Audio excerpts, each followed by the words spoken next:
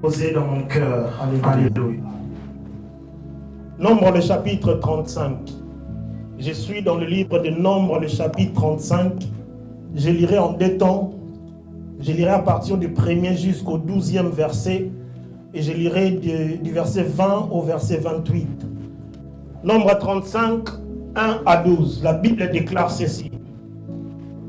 L'Éternel parla à Moïse dans les plaines de Moab, près du Jourdain, vis-à-vis de Jéricho. Et il dit, ordonne aux enfants d'Israël d'accorder aux Lévites sur l'héritage qu'ils posséderont des villes où ils puissent habiter. Vous donnerez aussi aux Lévites une banlieue autour de ces villes. Ils auront les villes pour y habiter et les banlieues pour leur bétail, pour leurs biens et pour leurs animaux. Les banlieues des villes que vous donnerez aux Lévites auront, à partir du mur de la ville et au dehors, 1000 coudées tout autour. Vous mesurez en dehors de la ville 2000 coudées pour le côté oriental, 2000 coudées pour le côté méridional, 2000 coudées pour le côté occidental et 2000 coudées pour le côté septentrional. La ville sera au milieu. Telles seront les banlieues de leur ville. Parmi les villes que vous donnerez aux Lévites, il y aura 6 villes de refuge où pourra s'enfuir les meurtriers et 42 autres villes. Total des villes que vous donnerez aux Lévites, 48 villes avec leurs banlieues.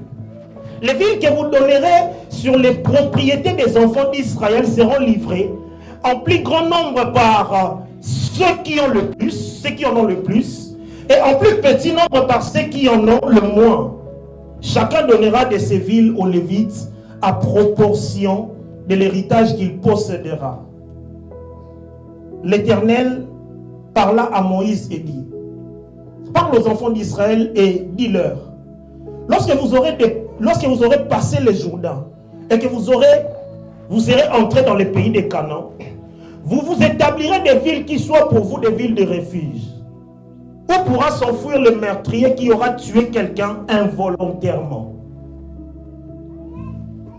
Ces villes vous serviront de refuge contre les vengeurs des sang, afin que le meurtrier ne soit point mis à mort avant d'avoir comparu devant l'assemblée pour être jugé. Retenez bien le verset, les deux derniers que je viens de lire, le verset 11 et 12. Je suis au verset 20.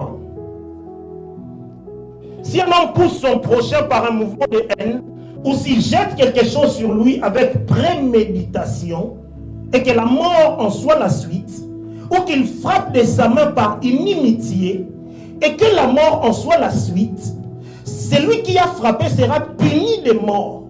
C'est un meurtrier.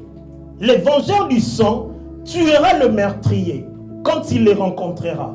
Mais si un homme pousse son prochain subitement, et non par inimitié, ou s'il jette quelque chose sur lui sans préméditation, ou s'il fait tomber sur lui par mégarde une pierre qui puisse causer la mort, et que la mort en soit la suite, sans qu'il n'ait de la haine contre lui, et qu'il lui cherche du mal. Voici les lois d'après lesquelles l'Assemblée jugera entre celui qui a frappé et le vengeur du sang. L'Assemblée délivrera le meurtrier de la main du vengeur du sang et fera retourner dans la ville de refuge où il s'est enfoui. Il y demeurera jusqu'à la mort du souverain sacrificateur qu'on a oint de l'huile sainte.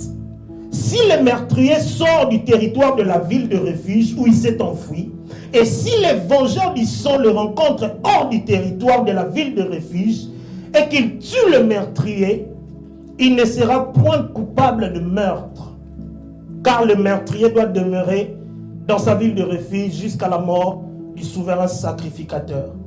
Et après la mort du souverain sacrificateur, il pourra retourner dans sa propriété. Est-ce que nous pouvons acclamer pour la parole du Seigneur? Alléluia. Merci de reprendre place. Amen. J'aimerais, avant de commencer, pouvoir rendre grâce à Dieu d'être là ce matin. Vous savez, c'est une très grande responsabilité de me tenir devant nous ce matin. Et je bénis le Seigneur pour cela. Et j'aimerais dire merci à mon papa, à notre pasteur, le berger de cette maison, le pasteur Anatole. Vous savez, j'ai été parmi les 4 intervenants depuis qu'on était en confinement avec mes pères. J'ai eu l'honneur de travailler avec eux pendant que nous étions en confinement. Et il m'est arrivé même d'introduire un séminaire alors que nous étions en confinement, avant que mon président ne puisse nous rejoindre. Et cela m'a permis de pouvoir m'exercer et puis avancer dans la grâce que le Seigneur m'a faite. Et tout ça, c'est parce qu'il y a des hommes qui ont cru en moi et qui pensent que je peux aussi véhiculer quelque chose de la part du Seigneur. Amen. Je bénis le Seigneur pour tout ce qui sont. J'honore toutes les grâces des hommes de Dieu qui sont là. Et j'ai béni le Seigneur pour la présence d'un chacun de nous. Alléluia. Ça fait presque 3 semaines comme ça, alors que nous avions fini un culte le matin. Nous étions tous en train de partir déjà. Et certaines personnes m'ont pris pour que nous puissions passer un moment dans la prière. Et alors que nous étions en train de prier, une des personnes avec qui nous étions m'a justement dit une parole de la part du Seigneur. La personne m'a dit ceci: le Seigneur m'a dit de te dire, retiens ce thème, la ville de refuge. Alors que je n'étais même pas programmé pour partager la parole de Dieu. Je l'ai juste retenu et puis c'est passé. À un moment donné, je me suis dit, il faut que je lise quand même la parole de Dieu pour savoir ce qu'il en est. C'est alors que j'ai été fouillé dans les Écritures que je me suis retrouvé extraordinairement à entendre la voix de Dieu. Et ce sera ce que je vais partager avec nous cet après-midi ou ce matin. Amen. Donc le thème de ce matin, c'est la ville de refuge. La ville de refuge. Amen. Dis à ton voisin, il existe une ville de refuge. Répète-le bien, il existe une ville de refuge. Alléluia. Bien-aimés dans le Seigneur, le contexte dans lequel nous sommes, c'est ceci. Lorsque le peuple d'Israël, vous savez bien avec moi, j'aimerais vraiment pas raconter très longuement cette histoire de peur de pouvoir perdre mon temps, mais je sais que vous le savez. Parce que sinon, si je dépasse du temps, j'ai vu que maintenant, il y a des papiers qui nous suivent ici devant. Amen. Amen. Il se passe que, vous savez, l'histoire d'Israël commence avec un homme du nom de Jacob. Jacob a eu ses fils, et alors qu'il a eu ses fils bien-aimés dans le Seigneur sont ceux qui ont constitué toutes les tribus d'Israël, excepté 2 demi-tribus qui sont les tribus d'Ephraïm et de Manassé, qui étaient des enfants de Joseph. Alléluia. Et lorsque ils sont en train de rentrer à Canaan, ils sont en train de posséder des terres que Dieu avait promis déjà à Abraham, le grand-père de Jacob. Amen. Et lorsqu'ils arrivent sur la terre de Canaan, c'était la promesse que le Seigneur avait donnée à ses peuples. Et une fois arrivés sur cette terre, ils devaient se départager la terre. Amen. Et vous savez, certains ne le savent peut-être pas, ce ne sont pas tous qui sont, plutôt, toutes les tribus qui avaient pris part dans Canaan. Parce qu'il y avait 2 demi-tribus qui étaient justement en possession de leur terre avant le Jourdain. Il s'agit de la tribu de Gad, une tribu et une demi-tribu. Et Dieu va dire aux tribus qui avaient décidé d'elles-mêmes de prendre possession de leur terre avant le Jourdain, d'accompagner leurs frères pour combattre avec eux, de sorte que lorsque leurs frères prendront possession aussi de leur terre, ils retournent sur les terres qu'ils avaient décidé de prendre. Et cela s'est fait ainsi, mais il s'est passé quelque chose de très important. Lorsqu'ils arrivent maintenant sur la terre, il y a une tribu que Dieu avait destinée à ne pas avoir la terre. C'est la tribu de Lévi. Lévi est le 3e fils de Jacob. Et la tribu de Lévi était la tribu des sacrificateurs. Dieu va dire ceci. Il va dire, lorsque vous, il dit à toutes les autres tribus, lorsque vous posséderez vos terres, vous ferez quelque chose pour moi. Vous prendrez une portion de vos terres, vous les accorderez à la tribu de Lévi. De sorte qu'ils soient consacrés qu'à me servir et non pas à pouvoir faire certaines choses. Je suis en train de dire quelque chose déjà. Vous savez, il y a des personnes que Dieu a appelées pour les servir. Toi, Dieu t'a appelé pour que tu prennes possession de quelque chose qu'il t'a promis. Mais Dieu te dit ce matin, ou Dieu te le rappelle ce matin, c'est que dans ta possession, soit dans ta propriété, dans ton travail, dans ce que Dieu t'a destiné à pouvoir avoir, il y a toujours une portion qui est réservée à ceux qui servent Dieu. Dans tout ce qu'un homme doit avoir, il y a une portion pour les Lévites. C'est ta terre, c'est ta bénédiction, c'est ton travail, c'est ta rémunération. Mais qu'est-ce que tu fais de ce que tu dois donner à Dieu au travers de ceux qui servent Dieu? Alléluia. Parce que vous savez, pasteur, beaucoup sont en train de dire, bon, vous comprenez déjà où est-ce que je suis. Je parle un petit peu de dîme, hein? Vous comprenez déjà un peu. Beaucoup disent, pasteur, les hommes de Dieu parlent beaucoup de dîmes, ils parlent beaucoup de choses qui ont trait à l'argent. Ok, il faut qu'on retourne à l'église primitive. Je ne sais pas si j'en parlais avec le pasteur ou avec qui. Avec le pasteur Michel, je crois. Vous savez, à l'église primitive, les gens vendaient leur propre terre et venaient mettre aux pieds des apôtres. Pour que tout le monde soit au même niveau. C'est-à-dire, en d'autres termes, si tu veux qu'on retourne à l'église primitive, vends ce que tu as, ramène à l'église, et que celui qui n'a pas, tous nous soyons au même niveau. Mais la moindre des choses que Dieu demande, c'est quoi? C'est que dans ta possession, tu retires quelque chose et que tu donnes à ceux qui les servent. Alléluia. Il leur a dit ceci. Lorsque vous posséderez vos terres, vous aurez à prendre 48 villes. Vous prendrez 6 que vous mettez à part, vous mettrez à part qui seront des villes de refuge. De sorte que si quelqu'un tue un homme, non par préméditation, non parce qu'il a conçu dans sa pensée de faire cet acte, mais parce que par accident, un fait arrive et que la personne meurt, qu'il se réfugie là-bas. Mais dans vos propres terres, au milieu de vos terres, il y aura des villes qui seront des villes destinées aux Lévites. Donc, au milieu de tout ce que tu as, celui qui garde ce que tu as, c'est celui sur qui toi tu es soumis, à qui tu es soumis. C'est-à-dire, en d'autres termes, alléluia, celui bien-aimé dans le Seigneur, qui est attaché à un homme de Dieu, habite dans le repos. Je nous explique. La Bible dit, pasteur, ils auront 48 villes qui donneront aux Lévites. Les Lévites prendront 6 villes. Ils feront de ces villes des villes de refuge. En d'autres termes, les villes de refuge étaient des villes attachées aux Lévites. Les 42 villes étaient les villes où les Lévites habitaient. Pourquoi Dieu prend le chiffre 6? Parce que vous savez, avec moi, je suis physicien. Je le dis toujours, c'est facile pour moi de faire certains calculs mentaux. 48, lorsqu'on prend le facteur 8, le facteur 6 plutôt, 6 fois 8 fait 48. Au Lévite, il reste 42 villes. Et 42 divisé par 6, ça fait le chiffre 7. Or, le chiffre 7 est le chiffre du repos. C'est-à-dire, en d'autres termes, les Lévites habitaient dans leur repos. Et que la personne qui est attachée à un Lévite habite dans le repos. J'aime la chiffrologie biblique. Je vais te dire, par exemple, aujourd'hui, on est le 14/5/2023. 1 plus 4 fait 5. Nous sommes au 5e mois. Et les 2 derniers chiffres font 5 aussi. 2 plus 3 font 5. J'aime étudier la chiffrologie biblique parce que c'est très important. Alléluia.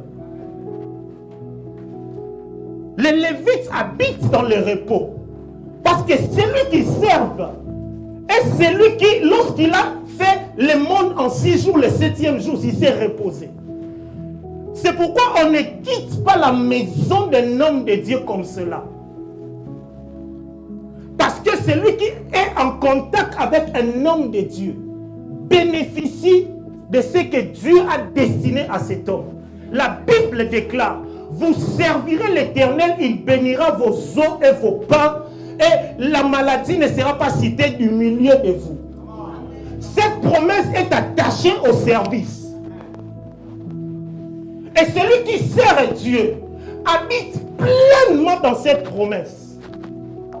Alléluia. Il dit, vous aurez 6 villes de refuge. Vous savez, dans ces textes, il y a plusieurs personnages. Je ne toucherai pas tous les personnages, mais j'en toucherai quelques-uns quand même. On parle en premier de Dieu lui-même. Pour commencer, au commencement, Dieu. Et on parle de Moïse, le prophète, parce que Dieu adresse toutes ces choses à Moïse, le prophète. On parle du meurtrier, celui qui tue, non pas par préméditation. On parle du vengeur du sang, de la victime, celui qui est déjà mort. Et on parle de l'assemblée, sans compter les Lévites et le peuple. C'est-à-dire, en d'autres termes, Dieu, pour parler à son peuple, passe toujours par son interprète ou par son porte-parole. J'ai toujours dit, vous savez, les prophètes, en réalité, c'est l'interprète du bégaiement de Dieu. Est-ce que Dieu bégaye? Non. Parce que Dieu va dire ceci, pasteur, à Moïse. Alors que Moïse lui disait, je ne sais pas parler. Il dit, ton frère Aaron est en train de s'approcher. Je ferai de toi Dieu et je ferai de Aaron, ton frère, ton interprète. C'est-à-dire, si Moïse devient Dieu, Pharaon devient le prophète, donc son interprète. Lorsque Moïse est en train de bégayer, il faut qu'il y ait un homme qui comprend le bégaiement de Moïse pour transmettre au peuple. Lorsque tu ne sais pas comprendre le bégaiement de Dieu, ne t'appelle pas prophète. Entendre la voix de Dieu, il faut beaucoup de choses. Comprendre la pensée de Dieu, il faut rentrer dans une certaine dimension, bien aimée dans le Seigneur. Cela n'est pas donné à tout le monde. C'est pourquoi je disais, la personne qui m'a donné ce thème, lorsqu'elle me l'a donné, alors que j'étais allé lire les Écritures, j'ai compris que Dieu lui a parlé. Il y a certains qui te disent certaines choses. En fait, quand tu comprends rien. Des répétitions de mots, de beaucoup de mots, mais tu comprends rien. Alléluia. Je parlerai de quelques acteurs quand même. Le meurtrier. Bien aimé, le meurtrier, c'est celui qui a commis un acte non pas par préméditation. Le meurtrier, c'est celui qui est allé discuter par exemple avec une personne, l'a blessé dans son cœur, pasteur. Il n'avait pas prévu de te blesser. La personne n'a pas prévu de te dire un mot qui t'a blessé. Au travers de la conversation, peut-être il s'est fâché à l'instant et il a dit quelque chose. Il a fait un acte. Et alors ça t'a touché. Ce n'était pas par préméditation. Mais le problème, c'est que la personne est prise dans une certaine façon, par X ou par Y. Justement parce que mon cœur a été touché. Oui, ton cœur a été touché. Mais t'es rendu compte qu'il n'avait pas prévu de pouvoir toucher ton cœur à ce niveau. Parce qu'en réalité, vous savez, lorsqu'on parle de... Il y a la victime. La victime, en réalité, c'est celui qui est déjà mort. Celui qui est en train de demander vengeance, c'est celui qui a une alliance avec la victime, pasteur. Le vengeur de sang, c'est celui qui a une alliance avec la victime. Ça se peut que celui qui t'a blessé t'ait déjà pardonné. Mais la personne qui est par exemple en alliance avec toi, ton frère ou ta soeur, lorsque tu vas lui raconter les faits, toi tu as déjà pardonné. Mais qu'est-ce que l'autre personne commence à faire? Il commence à mieux haïr au-dessus même de ce que toi tu pouvais faire. C'est-à-dire en d'autres termes, la victime dans ces textes pasteur est déjà morte. On ne sait pas si la victime a pardonné ou pas. Mais il y a une autre personne qui vient se venger du sang de la victime. Et cette personne, lorsque elle vient se venger, elle fait quelque chose. Dieu dit ceci. Il y aura l'assemblée. Il y aura les juges. Alléluia. La victime va aller demander justice auprès de l'assemblée qui est constituée d'un certain nombre de personnes avec celui qui doit prendre décision à la fin. Je suis déjà passé en justice une fois, je sais comment ça se passe. C'est-à-dire tu passes devant le barreau, ton problème est entendu, il y a des personnes qui vont délibérer derrière, après on va rendre le jugement. Alléluia. Mais laisse-moi te dire quelque chose. La Bible dit, pasteur, dans le livre de Hébreux chapitre 12, vous ne vous êtes pas approché de la montagne où il y avait le feu, où il y avait la fumée. Mais vous vous êtes approché du trône de Dieu, de l'assemblée des premiers-nés inscrits dans les lieux célestes.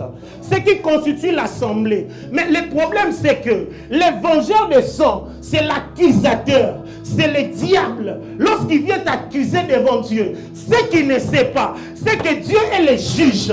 Mais il y a à côté de Dieu un avocat. C'est lui qui est ton grand frère. Mais l'assemblée est constituée de tous les saints qui sont dans les cieux. C'est-à-dire, en d'autres termes, on t'accuse devant un tribunal où il n'y a que ta famille. On est en train de t'accuser devant ton père, ou ton frère est avocat, ou tes frères et sœurs sont ceux qui vont décider sur ton cas. Le diable, c'est un accusateur bien-aimé dans le Seigneur. À chaque fois qu'il s'élève, il va parler de toi, de Dieu. Regarde ce que X a fait. Regarde ce que Y a fait. Mais ce qu'il ne sait pas, l'assemblée où tu m'accuses est constituée de ceux qui ont une alliance avec moi. Comment veux-tu qu'ils décident quelque chose de mal contre moi? Aussi longtemps, ils sont de mon côté déjà. Il va chaque fois, il va parler. Regarde le frère Tony, il a fait ceci. Regarde le frère Alkis a fait ceci. Regarde telle autre personne a fait ceci. Mais vous savez, je vais vous dire quelque chose de très important. Dieu sûrement n'aime pas les péchés, mais il aime beaucoup les pécheurs. Parce que, oui, Dieu aime beaucoup les pécheurs, pasteur. Parce que tu étais pécheur, j'étais pécheur. Hein? Dieu ne nous aurait pas aimés, nous ne serions pas ici. Donc, en d'autres termes, c'est pourquoi la Bible dit, tu peux avoir les dons de la prophétie, tu peux avoir tout autre don, mais si tu manques l'amour, tu es comme un cymbale qui retentit. C'est-à-dire, en d'autres termes, toi, tu ne prends pas... tu fais beaucoup de bruit, voilà. Oui, tu fais beaucoup de bruit. Tu fais... Oui, c'est ça ta prophétie. C'est ça ton don. C'est ça ton parler en langue. Mais Dieu aime ceux qui ont l'amour. Ceux qui savent pardonner. Amen. Alléluia. Amen. L'évangile descend. Il va accuser. Mais le problème, c'est quoi?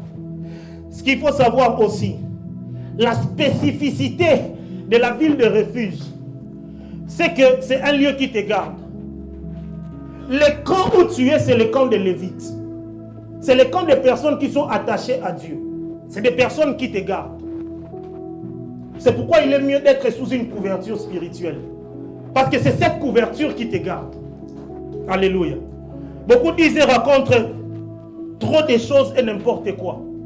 Les hommes de Dieu, les hommes de Dieu, les hommes de Dieu, les hommes de Dieu, les hommes de Dieu. Mais dans le Seigneur, laisse-moi te dire quelque chose. J'étais en train de le dire au tout début ici. Tu sors d'ici, tu te dis, moi je viens à l'église, je donne mon offrande, je m'en vais. Mais alors que tu pars, il y a des personnes qui restent.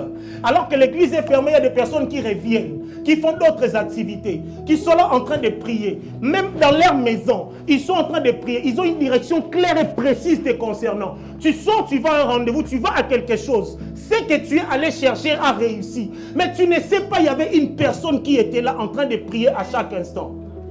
L'église, c'est une communauté.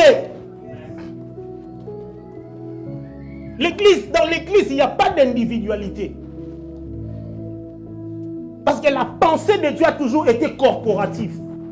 Les dons de X, de Y et de Z se mettent ensemble pour faire en sorte qu'il y ait un tout. Nous sommes le corps du Christ. Alléluia. La spécificité de la ville de refuge. Ce que je vais me mettre, non pas en prison, mais en sécurité. Parce que celui qui est dans la ville de refuge, pasteur, n'a pas accès à sa propriété. Il a tout laissé. En réalité, cette personne doit même être tuée par les vengeurs de sang. Mais pour que les vengeurs de sang ne les tuent pas, Dieu va dire quelque chose. Il faut que tu sois en vie. Mais le seul lieu où je peux te garder en vie, c'est dans une ville où tu vas trouver ton refuge. Alléluia. Le problème, c'est que, bien aimé dans le Seigneur, pour que, on peut me donner de l'eau s'il vous plaît, pour que l'évangile de sang ne puisse pas atteindre la personne qui a commis un meurtre, le meurtrier doit se rendre dans la ville de refuge. Mais restera-t-il là-bas toute sa vie ou pas? Il a sa propriété. Il a sa femme, il a ses biens. Il a tout ce qui est à lui. Il vit pendant tous ces temps comme en exil. La seule condition pour qu'il puisse retrouver sa liberté, c'est qu'il faut que les souverains sacrificateurs puissent mourir. Quand est-ce qu'il mourra? S'il met 2 ans, 3 ans, 4 ans, 5 ans, 10, 20, 30. Et je peux vous garantir que aussi longtemps que les souverains sacrificateurs ne mourraient pas, il y a des personnes qui étaient même mortes dans la ville de refuge. Parce que tu ne demeureras pas éternel là-bas. Il faut à un certain moment que ton temps s'accomplisse et que tu partes. Alléluia. C'était la seule condition. Mais Dieu va faire quelque chose, bien aimé dans le Seigneur. Dans Exode le chapitre 29, Dieu va déterminer comment est-ce que les souverains sacrificateurs devaient être consacrés. Il dit à Moïse, tu appelleras Aaron ton frère. Tu le placeras dans les tabernacles. Tu feras certaines choses concernant Aaron. Tu vas offrir des pains pour lui. Tu vas, bien aimé dans le Seigneur, loindre par l'huile d'onction. Mais il y a autre chose de très déterminant que j'aimerais illustrer pendant quelques instants et j'aimerais couler maintenant dans ce que le Seigneur a déposé dans ma pensée. Frère Tron, si tu peux venir, s'il te plaît. Je n'aurai pas le temps de les lire, désolé, mais je vous explique ce qui devait se passer. La Bible déclare ceci. Moïse devait faire quelque chose. Il prend Aaron, le souverain sacrificateur, avec ses enfants. Ses enfants étaient sacrificateurs tirés justement de la tribu de Lévi. Mais il prend les pères. Il prend 3 offrandes. Il offre un taureau pour les pères déjà, en premier lieu. Dans tout ce qu'il faisait, il faisait une méthode de substitution. Aaron devait poser sa main sur l'offrande. Et Moïse devait couper la tête de l'animal, pasteur. Et après, avec ses sangs, il fait le service sur l'autel qui était destiné pour le sacrifice. En deuxième lieu, il lui a dit ceci. Tu vas prendre un bélier. Il avait 2 béliers qu'il avait pris. Tu prends le premier bélier. Avec le premier bélier, il pose sa main sur le premier bélier. Lorsqu'il aura posé sa main sur le premier bélier, tu vas faire ceci exactement. Tu prends le sang de l'animal, pasteur. Tu vas mettre le sang de l'animal sur l'aube de son oreille droite. Ah, c'est bien, tu t'es mis de mon côté gauche. Comme ça, j'ai ton côté droit. Tu vas mettre sur l'aube de son oreille droite. Après, tu mettras sur le gros doigt, son pouce de sa main droite. Après, tu en mettras aussi sur son grand orteil de son pied droit. Et après quoi, tu offriras l'autre sacrifice et il sera consacré à Dieu. Il va l'habiller de tout ce qui était pour les sacrificateurs, les faudes, tout ça, les pectorales et toutes ces choses. Merci mon frère. Amen. Imaginez maintenant qu'on est en train de consacrer le pasteur Michel, on ramène un taureau, on le rentre ici, on commence à faire ses sacrifices. Ça va être dangereux. Alléluia. C'est ce qui était destiné pour les souverains sacrificateurs. Mais écoutez-moi très bien maintenant. Les souverains sacrificateurs avaient pour rôle de faire des offrandes pour tout le peuple. C'était son rôle. Pour le pardon des péchés. L'Holocauste, pour que le peuple puisse avoir accès à Dieu. Alléluia. Parce que le peuple avait péché. La méthode était de substitution. Lorsque tu poses ta main sur l'animal, on tue l'animal, c'est-à-dire en d'autres termes, c'est toi qui devais mourir, mais c'est l'animal qui meurt à ta place. Alléluia. Mais tout ce qui s'est passé ne faisait que couvrir les péchés. Tout ce qui se faisait, ce n'était que pour couvrir les péchés. Laissez-moi vous dire, bien-aimés dans le Seigneur, vous savez, lorsqu'une personne est en tort, c'est bien de pouvoir les couvrir. Mais à un certain moment, Dieu en avait marre de pouvoir couvrir des péchés. Un péché doit être ôté carrément. C'est-à-dire, lorsque je te couvre une fois, je te couvre une deuxième fois, la troisième fois, ou même la fois où je t'ai couvert, je te parle, je te dis, mon frère, ma soeur, s'il te plaît, ça ne va pas. Parce que vous savez, lorsque le péché c'est la saleté, pasteur. Lorsque je couvre un péché, qu'est-ce que j'ai fait? J'ai sali l'habit que j'ai mis sur la saleté. J'en salirai combien? Le plus grand problème, c'est que tu dois m'aider à ne plus te couvrir. Mais tu dois m'aider à ôter les péchés. Ôter, bien aimé dans le Seigneur, demande une opération. Ça peut te faire mal. Mais le plus important, que ça soit ôté.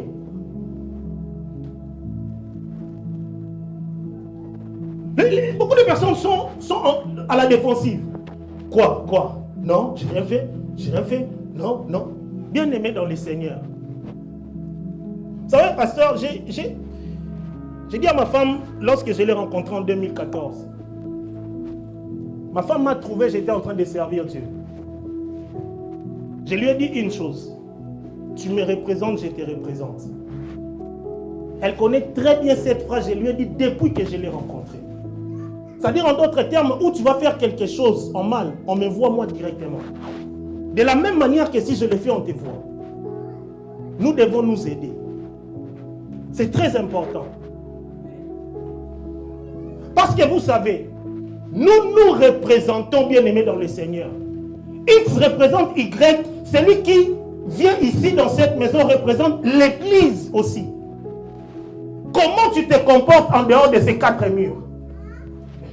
À un moment donné, il s'est passé certaines situations où on était justement en train de dire, regarde.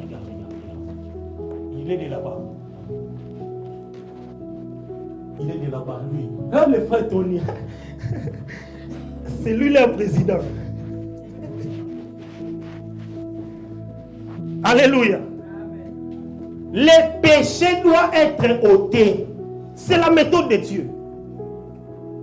Et Dieu, pour ôter le péché, il va faire quelque chose. Il va montrer un jour l'animal. Un homme est venu. Il avait 12 ans déjà. Lorsque cet homme avait 12 ans, il s'est vu être dans le temple. Il discutait avec ceux qui connaissaient la loi. Ils étaient frappés de la manière dont il développait les choses. Ils étaient dit non, c'est petit et compliqué. Mais avant même cela, Dieu va envoyer cet enfant dans la maison d'un homme. Jésus était venu, il avait un père qui était de la tribu de Judas, donc roi, et il avait une mère de la tribu de Lévi, donc sacrificateur. Ce qui veut dire en d'autres termes, il y avait bien aimé dans le Seigneur le père qui était en train de faire le bois, il était charpentier. Ce n'est pas pour rien que Dieu l'avait emmené dans la maison des charpentiers. Ce n'était pas pour qu'on l'appelle fils de charpentier. Mais c'est parce qu'on sache que lui, il est attaché au bois. Parce qu'il allait mourir sur le bois justement. C'est pourquoi on l'avait envoyé là-bas. Lorsque nous le voyons comme une autre personne, comme des personnes ordinaires, un jour il est arrivé devant le Jourdain pour être baptisé. Et Jean va dire, voici l'agneau de Dieu. Pasteur, si un jour il fallait qu'Abraham puisse offrir un sacrifice, alors le sacrifice d'Abraham n'était pas l'agneau, mais c'était le bélier. C'est Dieu qui a donné le bélier. Parce qu'un bélier bien aimé dans le Seigneur, ce n'était pas ce qui était prédestiné depuis avant la fondation du monde, mais c'était l'agneau qui avait été immolé avant même la fondation du monde. C'est pourquoi le bélier pouvait être sacrifié, mais le bélier ne pouvait pas ôter le péché du monde. Il fallait un jour que vienne un homme qui était l'agneau de Dieu, qui devait ôter le péché du monde. Il était attaché au bois. Ce qu'il avait fait en sorte que tout ce qui était difficile devienne facile. Parce qu'il se passe quelque chose. Un jour, on dit à un prophète qu'on sent que nous puissions aller ensemble.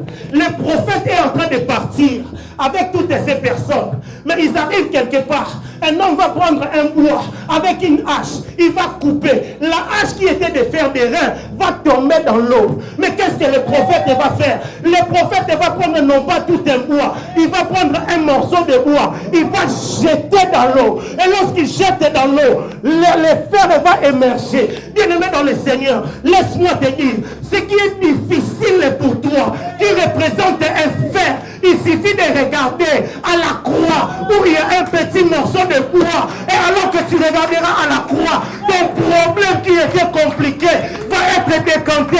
Parce que celui qui est mort à la croix nous a donné une saison de facilité.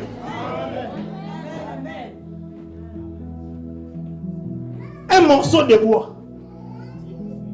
Tire les fers. Quelqu'un de dur. Incompréhensible. Parce qu'il est l'eau lui-même. Toi, tu rentres en lui. Le seul qui peut te sortir, c'est lui. Mais il prend plusieurs formes.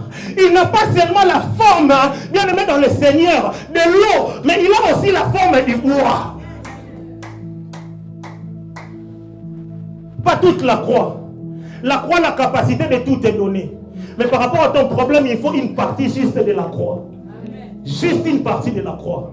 Et à cause de cette partie de la croix, tu vas voir ton problème être décanté. Quel est l'état de ton problème? Ce matin, je te dis, fixe ton regard à la croix. Fixe ton regard à la croix. Ça pèse, oui. Les fers pèsent, bien aimé dans le Seigneur, oui.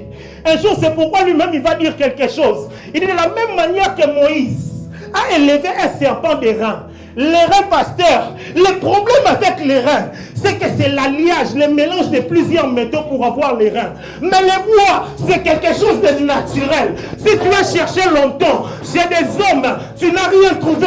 Viens à Jésus. Parce que Jésus, c'est ce qui est naturel. Jésus est le plan de Dieu. Le plan de Dieu pour toute l'humanité. Il a pris juste un morceau de bois. Et avec les morceaux de bois, le fer va sortir. Le problème avec les sacrificateurs doivent mourir. Les souverains sacrificateurs. Mais un jour, il se passe quelque chose. Le même homme doit mourir. Parce que c'était le but pour lequel il était venu. Jésus n'était pas venu, bien aimé dans le Seigneur, pour être tué, mais pour se donner lui-même. J'ai toujours dit, celui qui est mort à la croix, ce n'est pas un homme, c'est un agneau. Celui qui est mort à la croix, on ne l'a pas tué, il s'est sacrifié lui-même. Il va faire ceci. On l'arrête. On va l'amener chez Hérode, pasteur. Lorsqu'on l'amène chez Hérode, je suis en train de le publier l'autre fois sur mon Facebook, je vais vraiment le dire très clairement. On l'amène chez Pilate. Pilate discute avec lui, il dit, je ne trouve rien pour tuer cet homme. On va lui dire, c'est Galilée. Lorsqu'il attend parler de Galilée, il va se dire, non, vous parlez de Galilée. Sa circonscription, c'est en Galilée. Amenez-les chez Hérode. Lorsqu'ils arrivent chez Hérode, Hérode était celui, pasteur, qui voulait voir Jésus à cause de ce qu'il avait entendu dire de lui. Mais qu'est-ce qui s'est passé? Lorsque Pilate envoie Jésus chez Hérode, je suis dans Matthieu, je crois, le chapitre 27, quelque chose comme ça. Lorsqu'il envoie chez Hérode, les deux étaient ennemis. Pilate et Hérode ne parlaient pas. Mais lorsqu'il a envoyé chez Hérode, deux personnes qui sont ennemies peuvent devenir amis à cause de l'homme de Galilée. Mais comment est-ce que des amis dans le Seigneur deviennent ennemis? Je ne comprends pas. Je ne comprends pas. Deux personnes qui ne se parlent pas se parlent à cause d'avoir rencontré Jésus. Mais deux qui ont marché avec Jésus, qui servent Jésus, décident de ne plus se parler. Je ne comprends pas. Soit vous n'avez pas rencontré l'homme de 33 ans. Parce que celui qui l'a rencontré est transformé à l'image de celui qui l'a rencontré.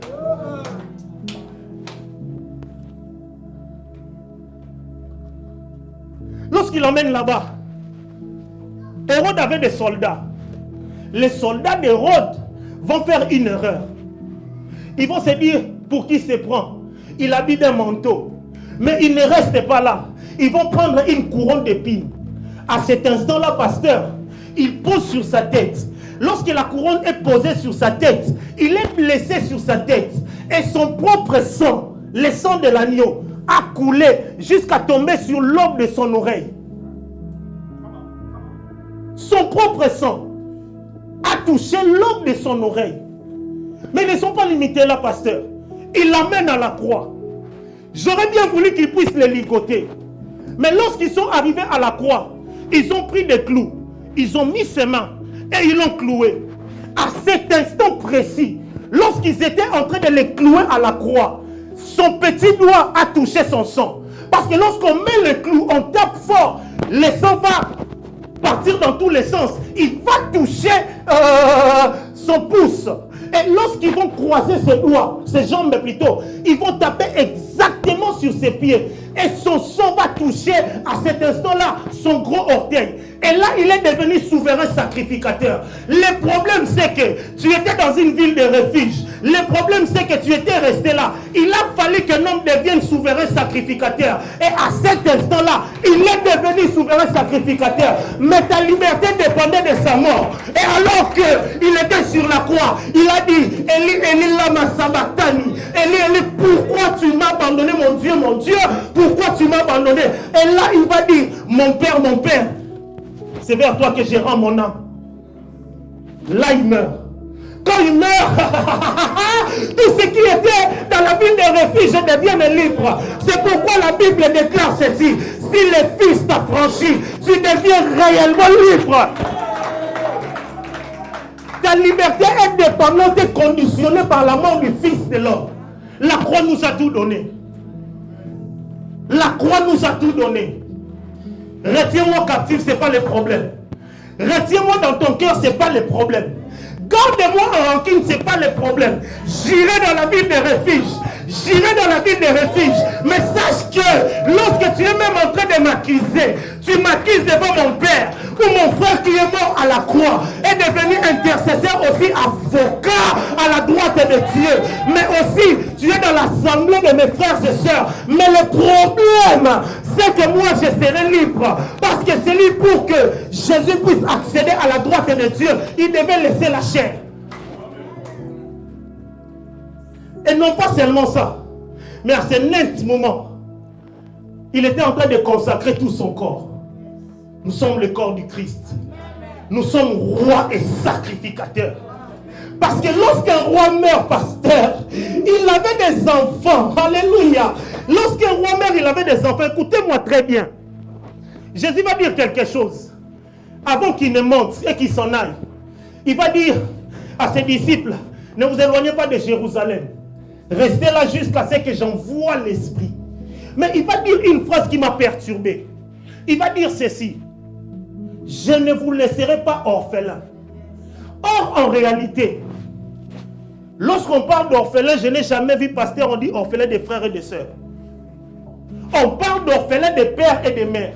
En d'autres termes, Jésus était en train de dire, sur la terre, je suis le Père. C'est pourquoi lorsque Philippe lui pose la question, montre-nous le Père, il dit, Philippe, tu n'as pas compris. Celui qui m'a vu a vu le Père. Mais laisse-moi te dire, bien-aimé dans le Seigneur, lorsqu'il a envoyé son esprit sur la terre a les mêmes capacités que le Père.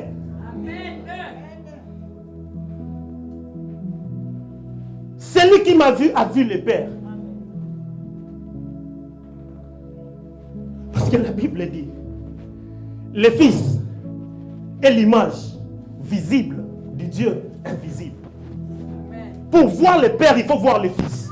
Pour connaître le Père, il faut avoir le contact avec le Fils.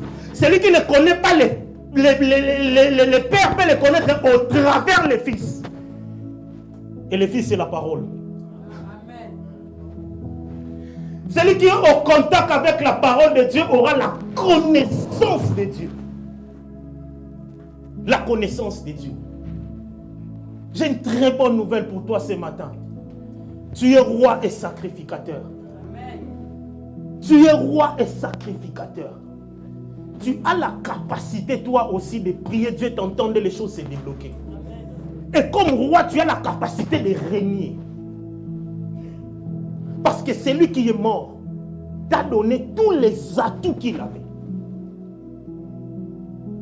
Tous les atouts qu'il avait. Bien-aimé dans le Seigneur, ce matin, alors que j'étais en train de parler avec nous, c'était justement pour te dire comment on te considère, comment on te voit. Meurtrier, c'est ça, rempli de péchés. C'est pourquoi lorsqu'un jour on vient avec une femme, on lui dit, on l'a attrapé en flagrant délit d'adultère. Qui t'accuse? Qui t'accuse? Jésus va répondre, celui qui d'entre vous n'a jamais fait même un seul péché qui puisse la condamner. Jette la première pierre. Personne, tout le monde est parti. Bien-aimé, change de regard au vu de X ou de Y personnes. Tu es enfant de Dieu. Il n'est pas encore, il peut le devenir. À tous ceux qui l'ont reçu, à ceux qui croient en son nom, elle leur a donné la capacité de devenir enfant de Dieu, le pouvoir de devenir enfant de Dieu. Ne regarde pas l'autre avec un certain regard, lesquels ne sont nés ni de la chair ni du sang. Tu n'es pas devenu enfant de Dieu par toi-même. Tu l'es devenu par la volonté de Dieu. Bien-aimé dans le Seigneur. Vous savez, au ciel, pasteur, beaucoup seront surpris. Évangélistes, beaucoup seront surpris au ciel. Beaucoup seront surpris. Parce que le Fils de l'homme a fait quelque chose alors qu'il était à la croix. Il a déjà libéré Barabbas qui était un meurtrier. Il a pris la place de Barabbas pour mourir. Mais lorsqu'il est arrivé à la croix, la conversation de Jésus et du brigand, il n'y avait que les deux qui connaissaient. Ceux qui ont vu les brigands mourir à la croix se sont dit, il va en enfer. Mais Jésus va dire aux brigands, aujourd'hui même, bien aimé, aujourd'hui même, je serai avec toi. Laisse-moi te dire, au ciel il y aura des surprises. Tu iras là-bas, tu verras, oh mais lui il chantait pour le monde. Oui, oui. Sa dernière conversation avec Dieu, avant de rendre l'âme, tu sais, non, alors arrête. Arrête s'il te plaît. Arrête s'il te plaît. Pour tout le monde, les brigands étaient en enfer. Pour tous. Mais laisse-moi te dire, les brigands précédaient Pierre. Pierre sur qui l'église doit être bâtie. Les brigands l'ont précédé. Remarquez maintenant. Non, je vais dire Jean, parce que Pierre, il avait fui. Jean était là à la croix. Papa Jean était là. Jésus va lui dire, prends soin de ma mère. Et mère, prends soin de ton fils. Jean était là. Jean était fâché peut-être. Jean va se dire, cet homme est allé en enfer. Mais lorsque Jean va à Patmos, reçoit ses révélations, lorsqu'il arrive au ciel, il voit les brigands. Il dit non, c'est de l'injustice. Non. La justice de Dieu doit être perçue comme l'injustice des hommes. Alléluia. Le cœur de Dieu est très différent du nôtre. Alléluia. Ce matin, j'étais venu justement pour te dire, garde espoir à l'homme de la croix. Garde espoir, quel que soit le degré de ton problème. Quel que soit le rejet des hommes. Quel que soit ce que les hommes disent ou racontent sur toi. Crois qu'il est le seul qui t'a réconcilié avec Dieu. Et le seul qui peut te réconcilier avec le monde. Est-ce que nous pouvons acclamer pour la parole du Seigneur en nous mettant debout, s'il vous plaît?